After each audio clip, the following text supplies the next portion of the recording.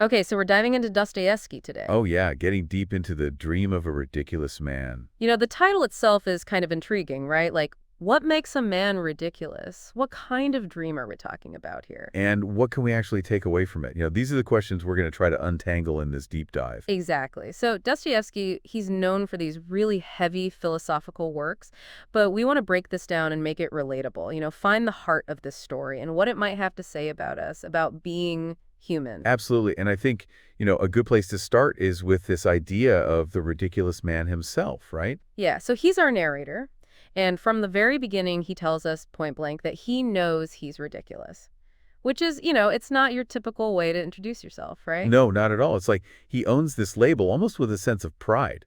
Like he's saying, you think I'm ridiculous. You have no idea how deep this goes. Right. And there's this weird contradiction there, this intense pride in being seen as absurd.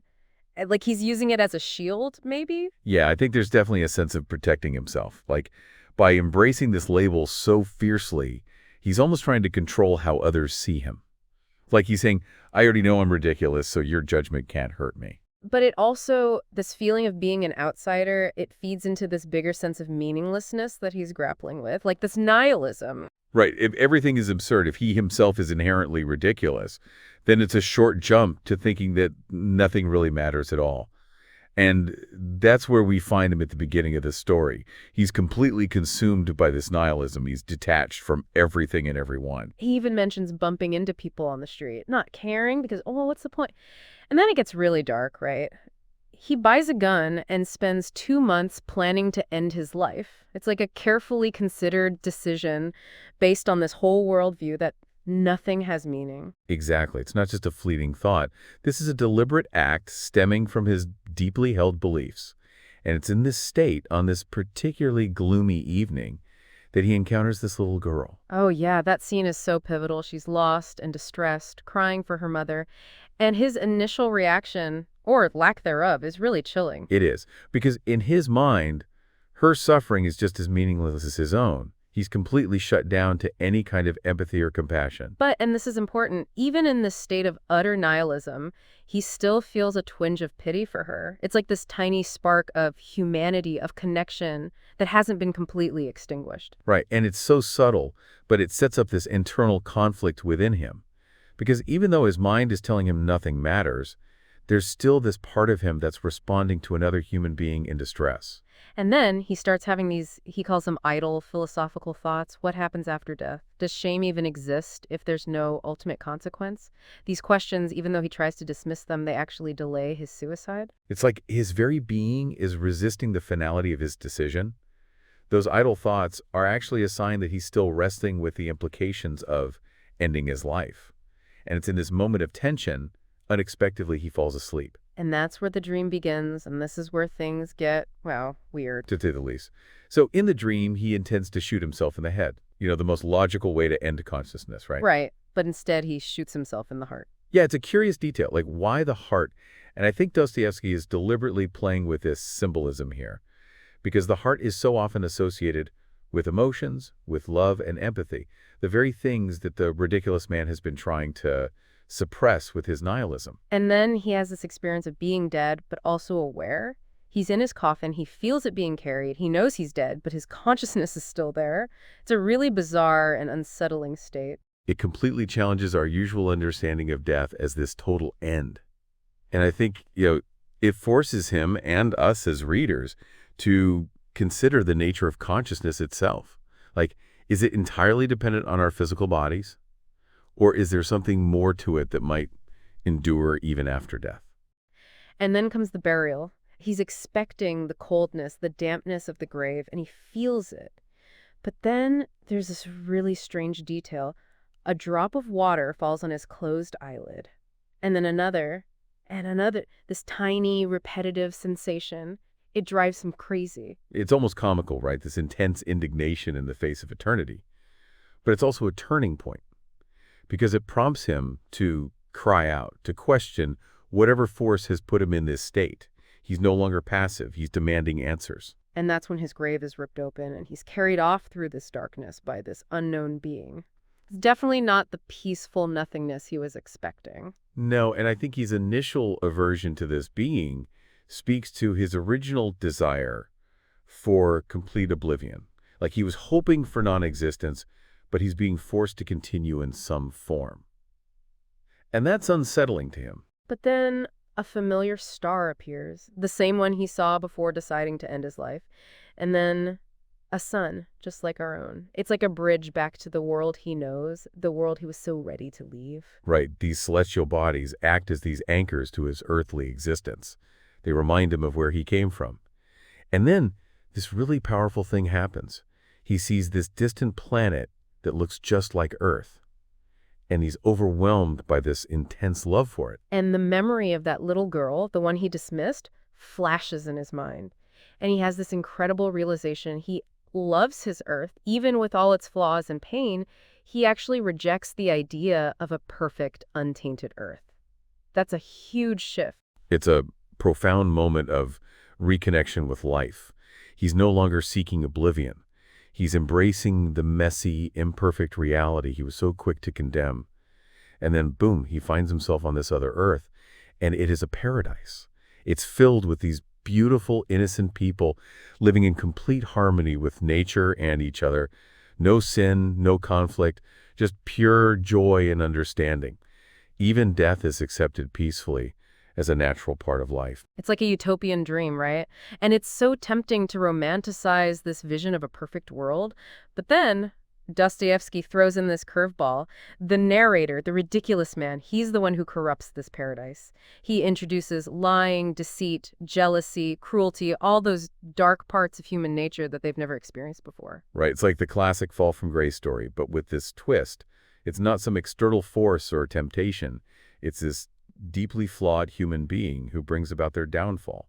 It's a powerful statement about the duality of human nature. Like, we have the capacity for both incredible good and profound evil. And it's like a domino effect. From those initial seeds of corruption, all these other things spring up: shame, the concept of honor, division, different languages, sorrow, suffering. They even develop science and justice systems, all these things that seem to arise from their newfound capacity for wrongdoing. It's so thought-provoking, right? Like, is the pursuit of knowledge, the development of complex social structures, is it all rooted in our capacity for evil? It's a question Dostoevsky is definitely wrestling with here. And what's even more tragic is that they lose all memory of their original happiness. They still feel this longing for it, this vague sense that they once lived in a state of pure joy. But they believe it's lost forever. And incredibly, when he asks them if they'd want to go back to that innocence, they refuse. It's like they become attached to their knowledge, their awareness of the world, even if it's a world filled with suffering. They can't imagine going back to that state of blissful ignorance. And it makes you wonder, is this progress? Have they truly gained something by losing their innocence? And it just gets darker from there. And saints appear, offering a way back to that paradise, but they're rejected. Then come attempts to force harmony through conflict, through eliminating those deemed unwise. It's this downward spiral into more and more extreme behaviors: suicide, religions based on non-existence, even the glorification of suffering. And through all of this, the narrator is consumed by grief. He confesses his role in their downfall. He wants to suffer alongside them. But they just laugh at him. They call him insane. He's desperately trying to connect, to atone for what he's done, but they can no longer understand him. They've become so entrenched in their fallen state that his words sound like madness to them. And then he wakes up. And the first thing he sees is his loaded revolver. But his reaction is immediate. He pushes it away. This dream, this bizarre and intense journey, it's fundamentally changed him. It's a complete transformation. He's gone from this detached, nihilistic figure on the verge of suicide to someone filled with this overwhelming sense of life and purpose. And he's driven by this need to share what he calls the good tidings. But what exactly are those good tidings? That's the question, right? He struggles to articulate it clearly. And of course, the people around him, they're skeptical. They dismiss it as just a dream. But his conviction is unwavering. He believes that people can be good, that they can be happy right here on Earth. And the core of his message, it boils down to this simple but profound truth: love others as you love yourself. It's an age-old idea, but he sees it as the key to creating a harmonious existence. It's like the dream has stripped away all his intellectual cynicism and brought him back to this fundamental principle of human connection. And it's a powerful reminder that sometimes The most profound truths are the simplest ones. He also recognizes this tendency towards intellectual arrogance, this belief that understanding life is somehow superior to actually living it, and he's determined to keep preaching his message. He's even still searching for that little girl he dismissed earlier. It's a complete 180 from where he started. His search for that girl symbolizes his renewed commitment to empathy and action. He's no longer withdrawn from the world. He's actively engaging with it, trying to make a difference. And it's all thanks to this dream, this journey into the depths of human potential and the consequences of our choices. So looking at the philosophical implications of all this, the dream becomes this vehicle for exploring profound truths, for showcasing the possibility of radical personal transformation and redemption. We see this stark contrast between his initial apathy and his awakened state of passion and purpose. And it makes you think about the power of our inner experiences, even those that seem unreal, to shape our understanding of ourselves and the world. It challenges the idea that logic and reason are the only paths to truth.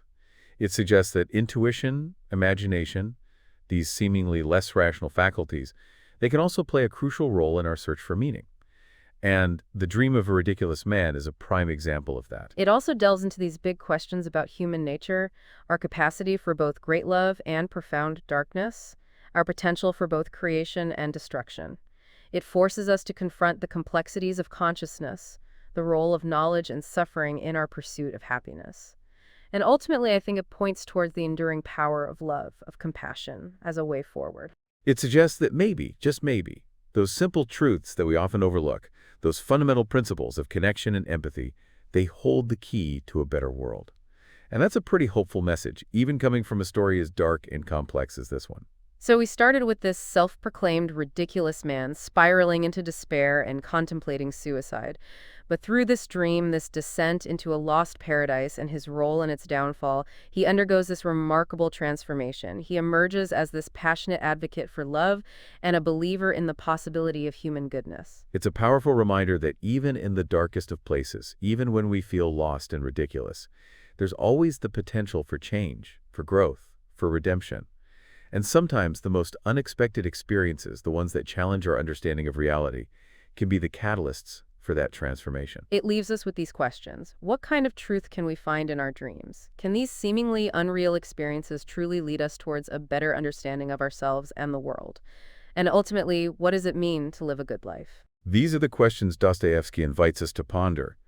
And maybe, as we grapple with them, we'll discover our own paths towards meaning and connection. And who knows, maybe we'll even find a bit of ourselves in the journey of this ridiculous man. So as you go about your day, consider the power of your own internal world, those beliefs and experiences that shape your reality. Maybe, like the ridiculous man, you'll find that a profound shift in perspective is possible, even through the most unexpected avenues. And remember, sometimes the simplest truths, those ideas about love and connection that we often take for granted, they hold the greatest power to transform our lives and the world around us.